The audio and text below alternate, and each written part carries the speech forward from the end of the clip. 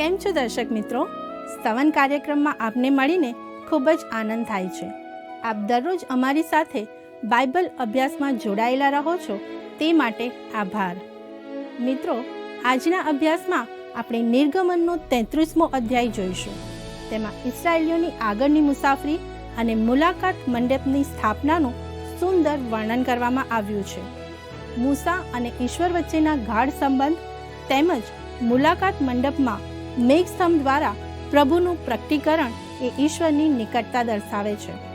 મિત્રો, મૂસા ઈશ્વર આગળ કેવી પ્રાર્થના કરે છે અને ઈશ્વર તે પ્રાર્થનાનો ઉત્તર કેવી રીતે આપે છે તે જાણવા આવો દેવના સેવકને સાંભળીએ.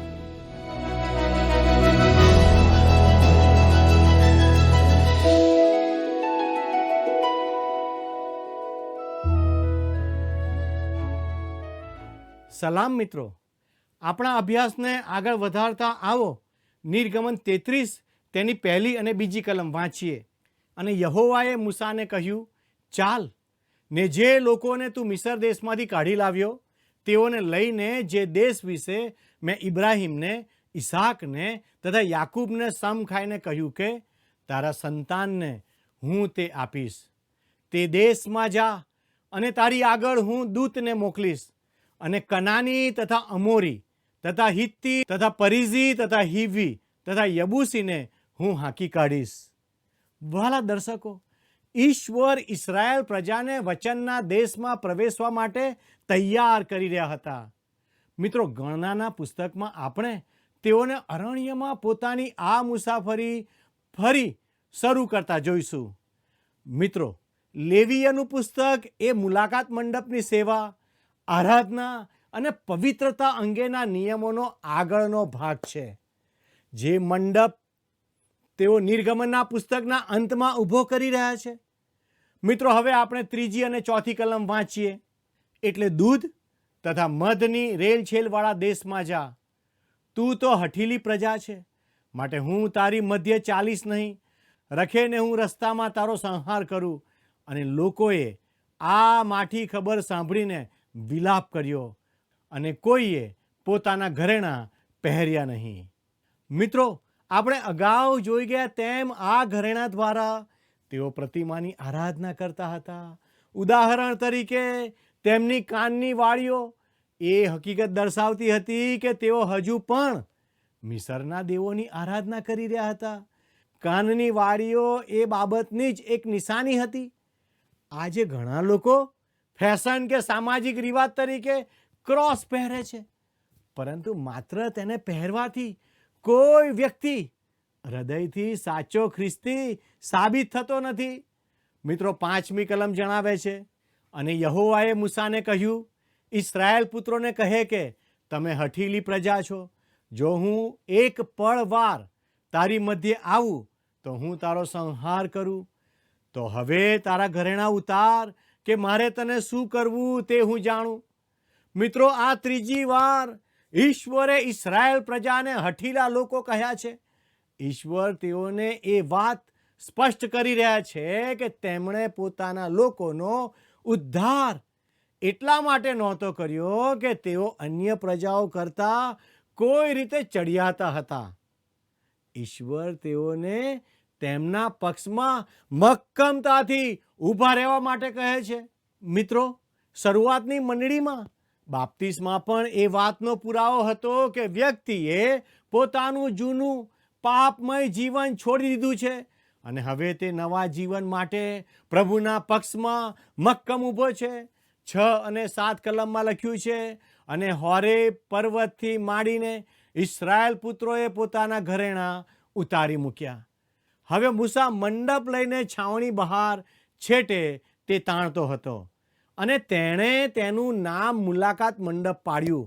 અને એમ થયું કે યહોવાને શોધનાર પ્રત્યેક માણસ નીકળીને છાવણી બહારના મુલાકાત મંડપમાં જતો. મિત્રો, જ્યારે મુલાકાત મંડપના નિર્માણનું કાર્ય હજુ ચાલી રહ્યું હતું ત્યારે મૂસાએ પોતાનો મંડપ છાવણીની બહાર ઊભો કરાવ્યો. આ તબક્કે આ મંડપ માત્ર એક મુલાકાતનો તંબુ જ હતો. તે કદાચ એક સાધારણ તંબુ હતો જેની અંદર પાછળથી મુખ્ય મુલાકાત મંડપ ઊભો કરવામાં આવ્યો હતો. મિત્રો 8 અને 9 કલમ જણાવે છે, અને એમ થયું કે મૂસા નીકળીને મંડપમાં જતો ત્યારે સઘળા લોક ઉઠીને પોતપોતાના તંબુના બારણામાં ઊભા રહેતા ને મંડપમાં મૂસાના પેસતા સુધી તેની પાછળ જોઈ રહેતા. અને એમ થયું કે મૂસા મંડપમાં પેસતો એટલે મેઘસ્તંભ ઉતરતો ને મંડપના દ્વાર પાસે થોપતો અને યહોવા મૂસાની સાથે વાત કરતો. મિત્રો, અહીં એક પ્રશ્ન ઊભો થાય છે કે શું કોઈએ ક્યારેય ઈશ્વરને જોયા છે? યોહાન 1 અને 18 આપણને સ્પષ્ટ જણાવે છે કે કોઈ પણ માણસે ક્યારેય ઈશ્વરને જોયા નથી. પરંતુ યોહાન 14 અને 9 એ પણ પ્રગટ કરે છે કે જેણે ઈસુ ખ્રિસ્તને જોયા છે તેણે ઈશ્વર પિતાને જોયા છે. પ્રભુ ઈસુ ખ્રિસ્ત બીજું કોઈ નહીં પરંતુ માનવ દેહમાં ઢંકાયેલું સ્વયં ઈશ્વરનું જ પ્રગટીકરણ છે. જૂના કરારમાં તેમનું એક નામ યહોવાનો દૂત હતું. તે જ યહોવાનો દૂત જેણે મૂસા સાથે વાત કરી હતી. મિત્રો, આવો 11મી કલમ વાંચીએ, અને જેમ માણસ પોતાના મિત્રની સાથે વાત કરે તેમ યહોવા મૂસાની સાથે મોઢામોઢ વાત કરતો. પછી તે છાવણીમાં પાછો આવતો, પણ તેનો સેવક નૂનનો દીકરો યહોશવા, જે જુવાન માણસ હતો, તે મંડપમાંથી નીકળતો ન હતો. જેમ બે મિત્રો એકબીજા સાથે મોઢામોઢ વાત કરે છે તેમ ઈશ્વર અને મૂસા વાત કરતા હતા. તેમ છતાં મૂસાએ ઈશ્વરને જોયા નહીં. અહીં ફરી એકવાર યહોશવાનો ઉલ્લેખ કરવામાં આવ્યો છે. આ એ જ વ્યક્તિ છે જેને ઈશ્વર ભવિષ્યમાં મૂસાના અનુગામી બનવા માટે તૈયાર કરી રહ્યા છે. જ્યારે આપણે યહોશવાના પુસ્તક સુધી પહોંચીશું ત્યારે આપણે જોઈશું કે લોકોની દ્રષ્ટિએ મૂસા જેવા મહાન નેતાની જગ્યા લેવા માટે તે કદાચ સૌથી નિર્બળ વ્યક્તિ હતો. હવે 12 અને 13 કલમ જોઈએ, જેમાં મૂસાની પ્રાર્થના અને ઈશ્વરનો ઉત્તર છે. અને મૂસાએ યહોવાને કહ્યું, જો તું મને કહે છે કે આ લોકોને દોરી લઈ જા, પણ મારી સાથે તું કોને મોકલશે? તે મને જણાવ્યું નથી, પરંતુ તે કહ્યું છે કે હું તને ઓળખું છું, તારું નામ પણ જાણું છું, ને વળી મારી દ્રષ્ટિમાં તું કૃપા પામ્યો છે. તો હવે તારી દ્રષ્ટિમાં હું કૃપા પામ્યો હોય તો કૃપા કરીને મને તારા માર્ગ જણાવજે કે હું તને ઓળખું, એ માટે કે હું તારી દ્રષ્ટિમાં કૃપા પામું, અને આ પ્રજા તે તારા લોક છે એ તું લક્ષમાં લે. મિત્રો, મૂસા એ જ બાબત માગી રહ્યો હતો જે સંત પાઉલે ફિલિપી 3 અને 10 માગી હતી. એ માટે કે હું તેને તથા તેના પુનરુત્થાનના સામર્થ્યને તથા તેના દુઃખોના ભાગ્યાપણાને જાણું, એટલે તેના મરણને અનુરૂપ થાવ. યોહાન 14 અને 8 લખ્યું છે, ફિલિપ તેને કહે છે કે પ્રભુ, અમને બાપ દેખાડ એટલે અમારે બસ છે. ત્યારે તેનો કહેવાનો અર્થ પણ એ જ હતો. મિત્રો, હું માનું છું કે ઈશ્વરના દરેક સાચા સંતાનના હૃદયમાં ઈશ્વરને ઓળખવાની આવી ઊંડી ઈચ્છા હોય જ છે. મિત્રો, 14 અને 15 કલમ જણાવે છે, અને તેણે કહ્યું કે મારી સમક્ષતા તારી સાથે આવશે ને હું તને વિસામો આપીશ.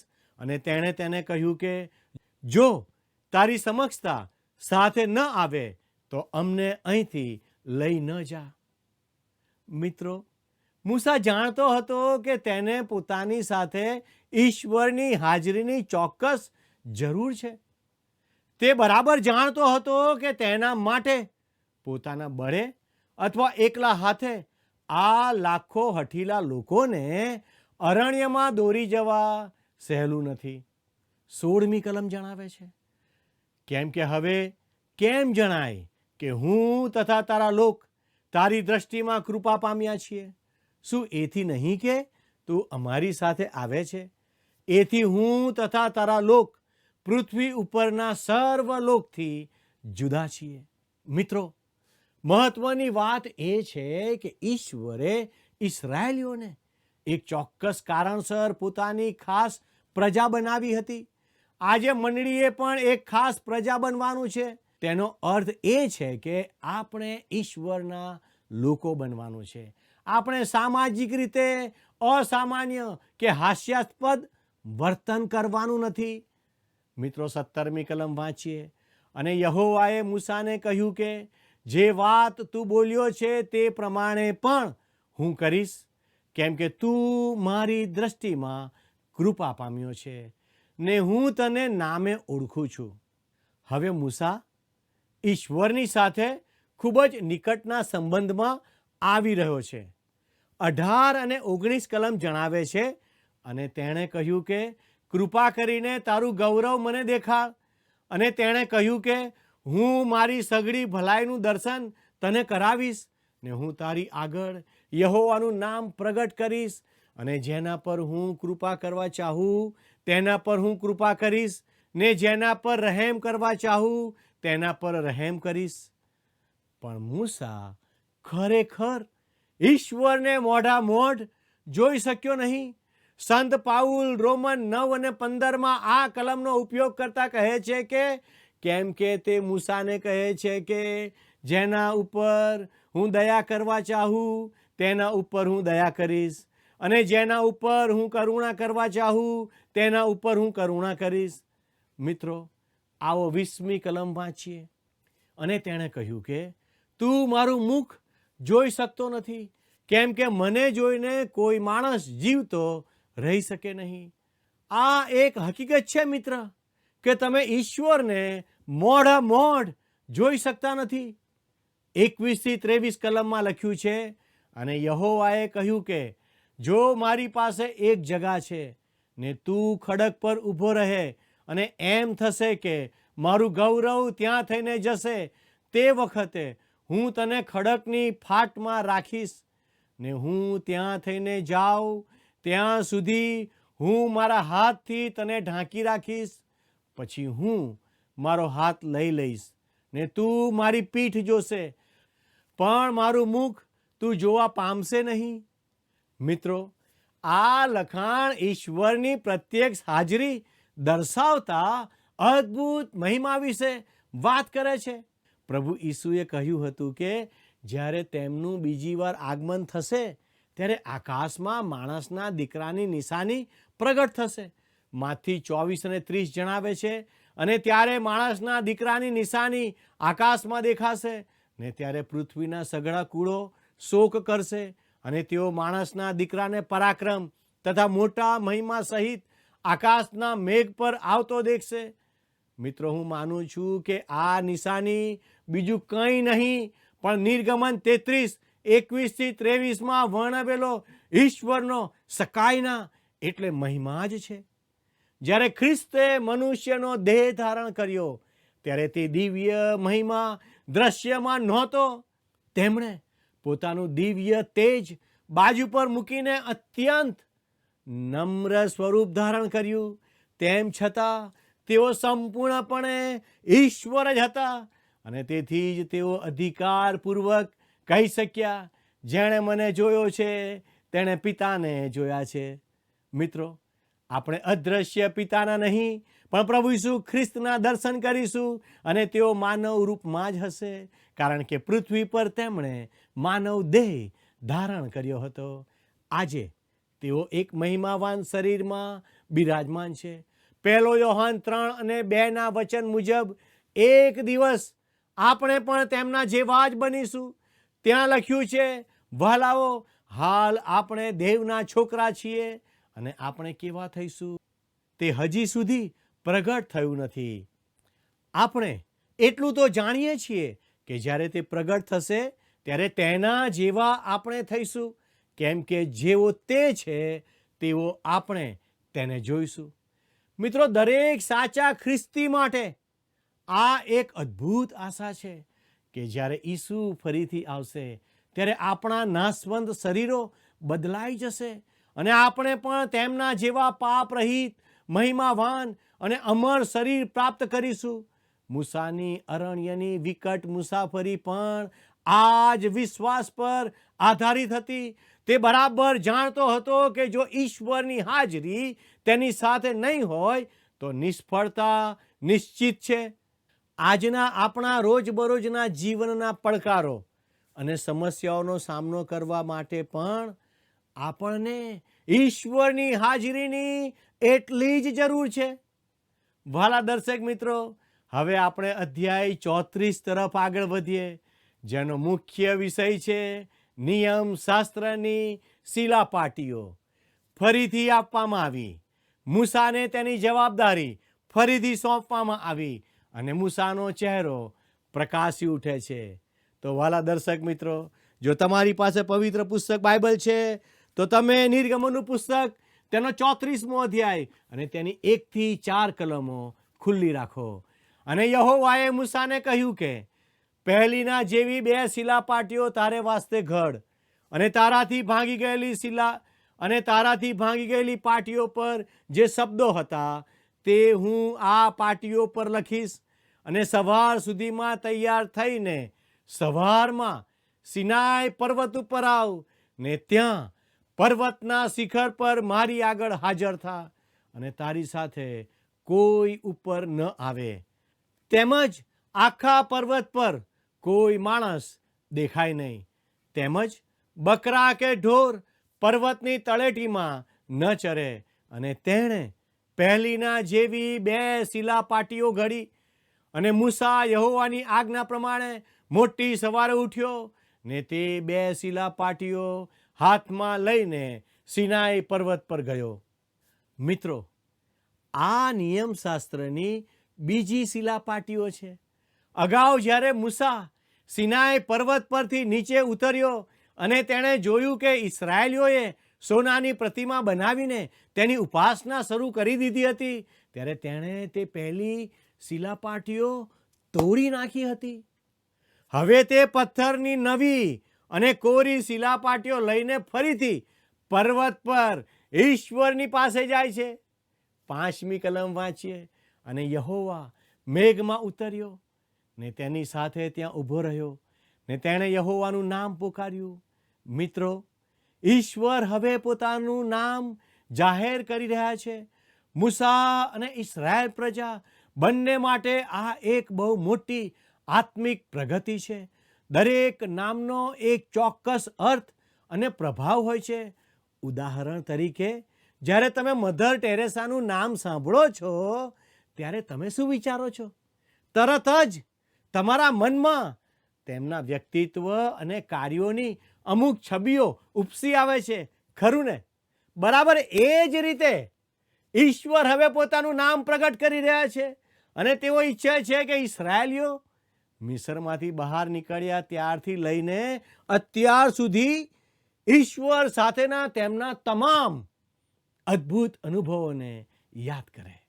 મિત્રો, કલમ 6 અને 7માં લખ્યું છે, અને યહોવા તેની આગળ થઈને ગયો અને એવું જાહેર કર્યું કે યહોવા યહોવા દયાળુ તથા કૃપાળુ દેવ, મંદરોષી અને અનુગ્રહ તથા સત્યથી ભરપૂર, હજારો પર કૃપા રાખનાર, અન્યાય તથા ઉલ્લંઘન તથા પાપની ક્ષમા કરનાર અને દોષિતને નિર્દોષ નહીં જ ઠરાવનાર, બાપના અન્યાયને લીધે છોકરા પર અને છોકરાના છોકરા પર 3જી 4થી પેઢી સુધી બદલો વાળનાર, ઈશ્વર પાપીઓ તરફ આંખ આડા કાન કરીને પોતાની દયા દર્શાવતા નથી.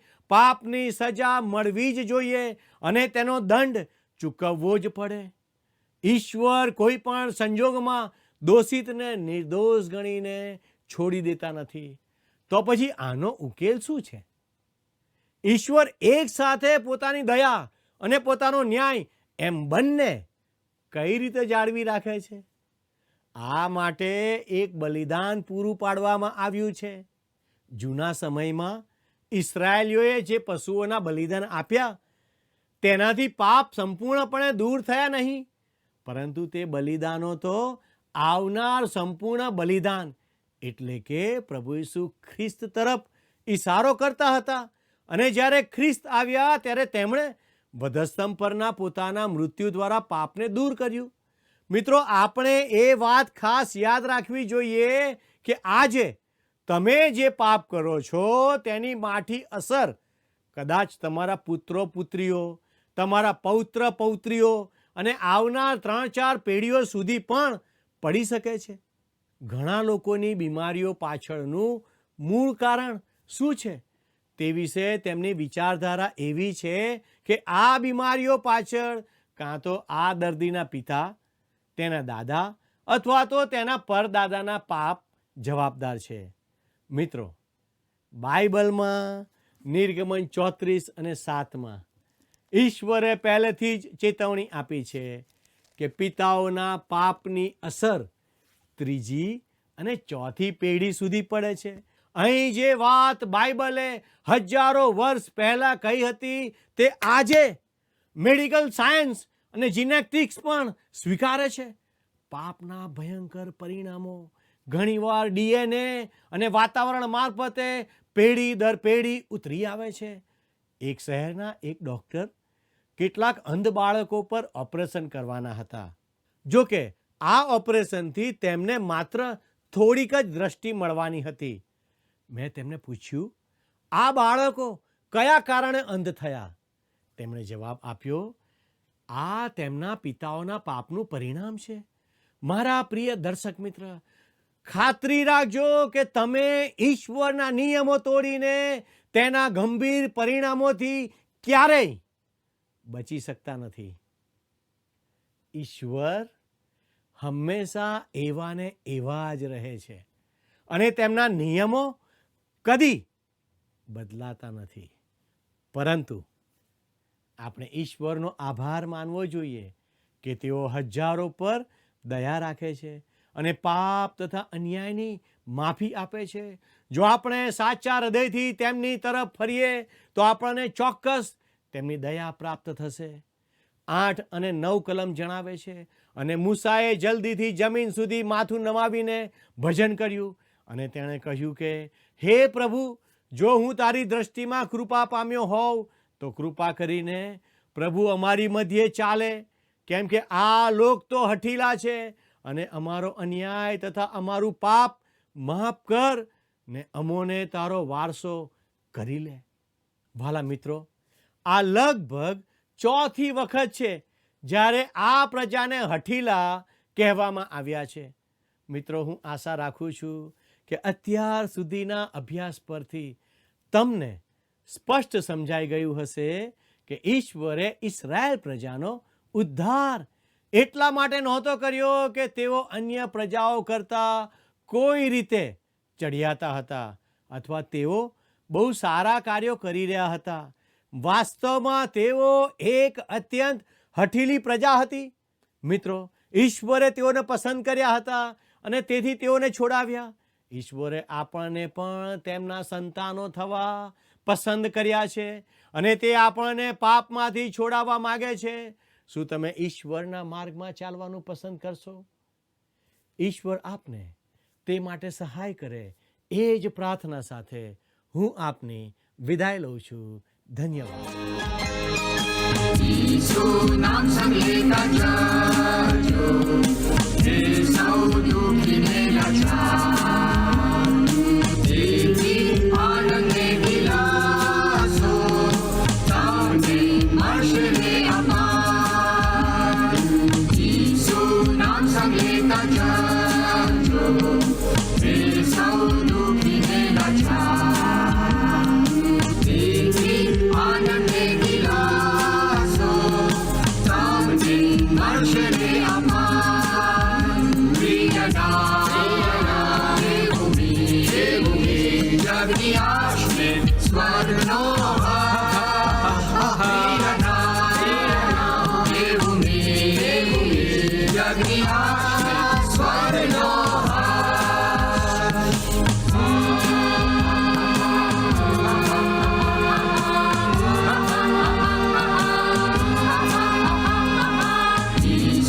નામ સાથ રાખજો, દરેક માતા પિતાને તેના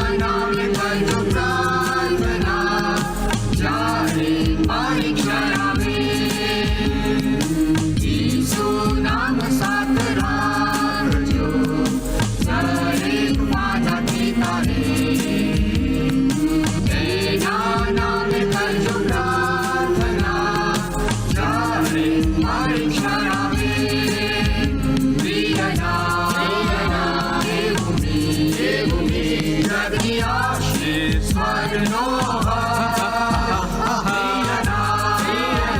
દેવું મેં અગ્નિ આશ્રિત સ્વરનો